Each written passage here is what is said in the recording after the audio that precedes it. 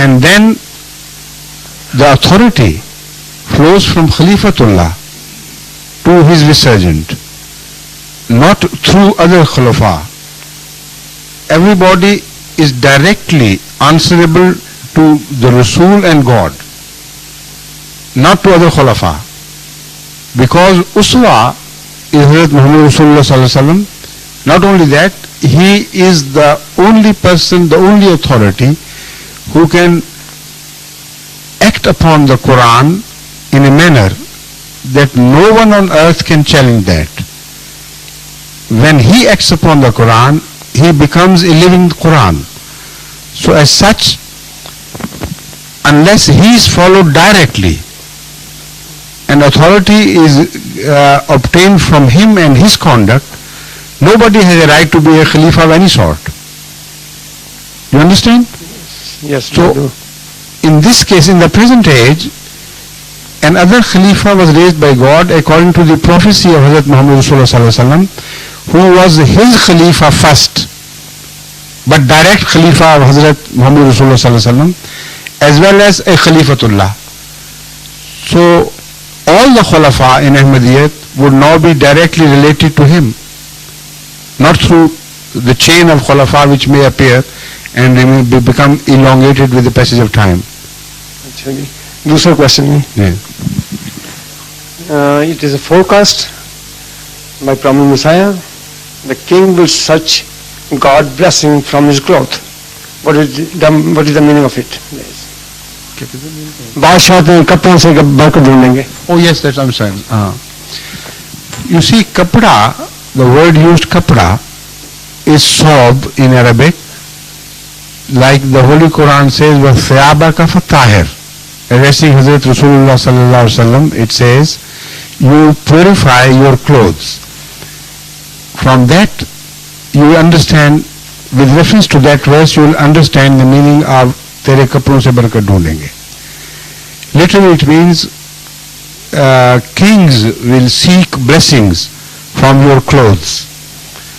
Now clothes has been, the word clothes in the Quran has been interpreted as companions, because the same word clothes is applied to a husband in relation to wife and wife in relation to husband. Clothes are next to your body. Those who remain very close to you and they know you so intimately, like clothes know a person. So the word is used metaphorically. So in case of Sahaba, that verse meant that they need purification. So you pay attention to purify all who are around you, so that a holy and pious society is created. So personally, I always interpret this ilham of Hazrat Masih Maud, meaning those who are your companions and those who are benefited by their example later on. A time would come when the kings will consider it honorable for them to seek blessings from them. This is what I understand personally, but literally also it has been accepted by Khulafa and by others, so I don't rule out the possibility of its literal meaning either. Here it may mean that a time would come when great kings would lament the time when you came and they were refused and rejected. And because there will be no direct way for them to seek blessings from you, they would even try to seek blessing from your clothes. So with the passage of time this happens. This is a psychological phenomenon. Even, you know, the barbers cut the hair of people, and the holy people are no exception, and the hair are thrown out. But later on, with the passage of time, they become so dear and so precious that even one single hair is almost worshipped. And if anybody attempts to defile it, there are bloodsheds and riots and great disturbances. So that is the psychological attitude of humanity which is also described by this ilham. Now, while you are here, you are rejected, you are belittled, you are dishonored. But a time would come when the society will be so repentant that even great sovereigns and kings would love to have a small piece of your clothes, to seek blessings from those clothes. So this is the full meaning as I understand.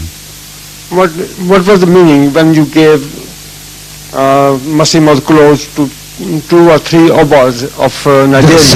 The second was the meaning I have already explained. Yes, you did. Yes, thank you. Thank you very much. Right. In fact, your first question was a preparation to corner me in the second question. With the grace of Allah, I have already answered that. Thank you. Please.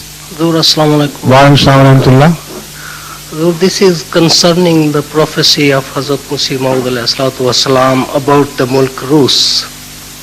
About Islam Rus mein. Right, I understand, yes. Yeah. Now we have seen recently as the former Soviet Union has broken into different states, etc., etc. Hazur, the word Rus is used. Does this prophecy include all parts of the former Soviet Union, or does it refer to the areas which will accept Islam and they will become so-called geographically or maybe called Rus? Is it defined in the words of Ilham? No, sir. So how can I define it then? Let's wait and see. It's only Allah's decree which will show us what He meant when it becomes fulfilled, not before that. Okay? Yes, sir. Sorry. Jazakallah. Rashid Sahib, you have already asked your question, haven't you? Yes, I think it's rota going on. Huh? Hayat Sahib is coming as well. Who? Hayat Sahib is coming Who as told well. you? Mansoor Shah Sahib? Is it your turn? You want to ask a question? You have already permitted him? Okay. Hazur, very graceful of you, sir. Yes. Hazur, my question is, in Spain, for several hundred years, Muslims ruled the country, Right. and within 200 years, they were wiped out. What's the reason for that, please? Reason? Yes. Obvious reason is decline, the rise and fall of Roman Empire, and that sort of thing. This happens. Some people, when they achieve the summit of their achievements, a climax of their achievements, and the culture becomes overrich, then they're always inclined to decline in their character. And once the character begins to decline, like the clothes when they wear off, ultimately they turn into rags. So the same thing happens to great empires, like it happened earlier to the Roman Empire, like it happened to the Pharaoh's Empire and all other empires in the world. So there was no exception to this rule. Everything which is built ultimately decays. Meaning of verse, Nizam willu haben nas.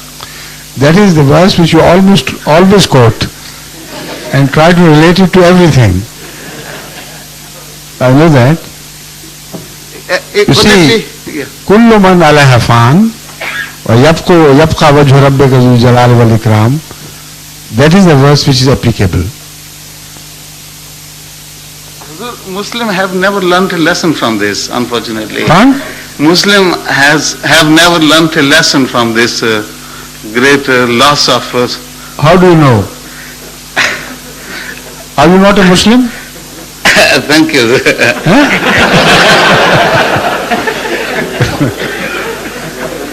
Yes, please. Yes. Assalamu alaikum. Come second time for second question.